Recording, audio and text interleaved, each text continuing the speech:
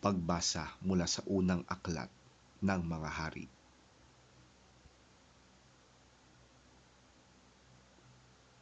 Mag-isang pumunta sa ilang. Pagkatapos ng maghapong paglalakad ay naupo siya sa lilim ng isang puno at nanalangin ng ganito: Yahweh, kunin na po ninyo ako. Ako po'y hirap na. Mabuti pa pong mamatay na ako. Pagkatapos, nahiga siya at nakatulog. Ngunit dumating ang isang anghel. Kinalabit siya nito at ang sabi, Gising na at kumain ka. Nang siya'y lumingon, nakita niya sa may ulunan ang isang tinapay na niluto sa ibabaw ng mainit na bato at tubig sa isang lalagyan. Kumain nga siya at uminom. Pagkatapos ay nahiga muli. Ngunit bumalik ang anghel ni Yahweh. Ginising siya muli at sinabi, Bumangon ka at kumain. Napakahaba pa ng lalakarin mo. Kumain nga siyang muli at uminom. At ang pagkaing iyo'y nagbigay sa kanya ng sapat na lakas upang maglakbay ng 40 araw at 40 gabi hanggang sa Sinai, ang bundok ng Diyos.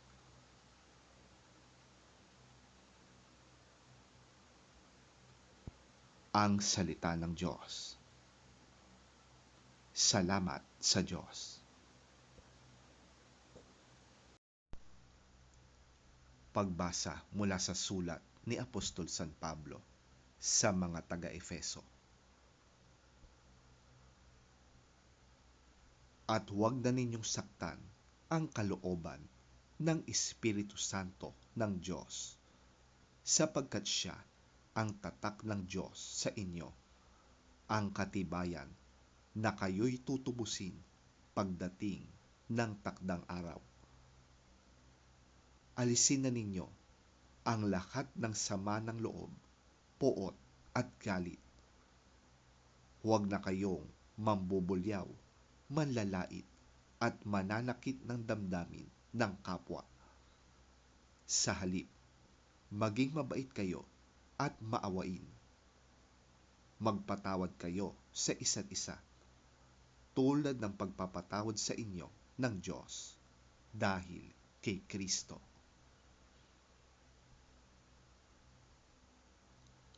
Dahil kayo'y mga anak na minamahal ng Diyos, tularan ninyo siya. Mamuhay kayong puno ng pag-ibig tulad ni Kristo. Dahil sa kanyang pag-ibig sa atin, inialay niya ang kanyang buhay bilang mabangong alay at handog sa Diyos.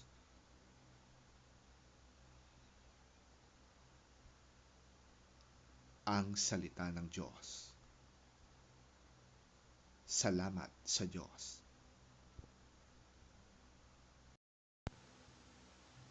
Ang mabuting balita ng Panginoon ayon kay San Juan. Papuri sa iyo, Panginoon. Nagbulong-bulungan ang mga Hudyo dahil sa sinabi niyang, Ako ang tinapay na bumaba mula sa langit. Sinabi nila, Hindi ba ito si Jesus na anak ni Jose? Kilala natin ang kanyang ama't ina. Paano niya masasabi ngayong, Bumaba ako mula sa langit? Kaya't sinabi ni Jesus, Tigilan ninyo ang inyong bulong-bulungan. Walang makakalapit sa akin, malibang akayin siya sa akin ng Ama na nagsugo sa akin. At ang lalapit sa akin ay muli kong bubuhayin sa huling araw. Nasusulat sa aklat ng mga propeta, at silang lahat ay tuturuan ng Diyos. Ang bawat nakikinig sa Ama at natututo sa Kanya ay lalapit sa akin. Hindi ito nangangahulugang may nakakita na sa Ama. Ang nagmula sa Diyos ang tanging nakakita sa Ama. Pakatandaan ninyo, ang sumasampalataya sa akin ay may buhay na walang hanggan.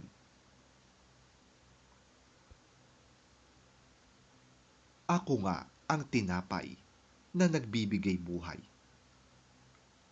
Kumain ng mana ang inyong mga ninuno nang sila'y nasa ilang, ngunit sila'y namatay.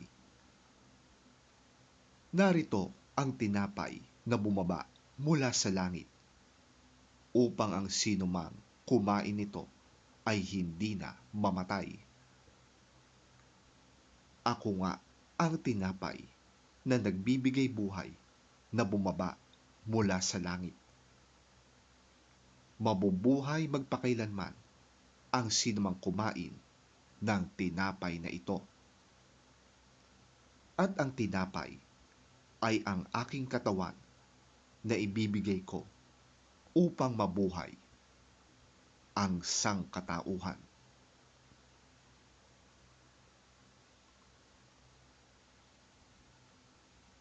Ang mabuting balita ng ating Panginoon.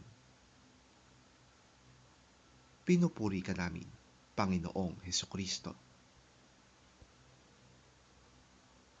The people started grumbling about him because he said, I am the bread that came down from heaven. This man is Jesus, son of Joseph, isn't he?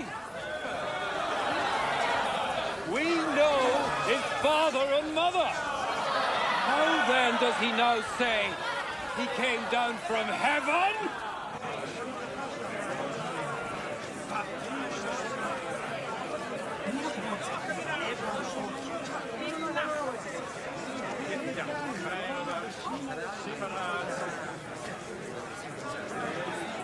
Stop grumbling among yourselves!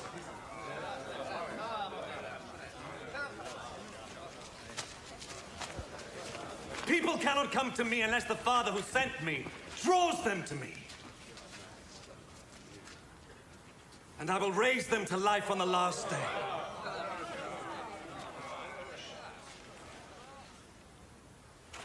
The prophets wrote, everyone will be taught by God.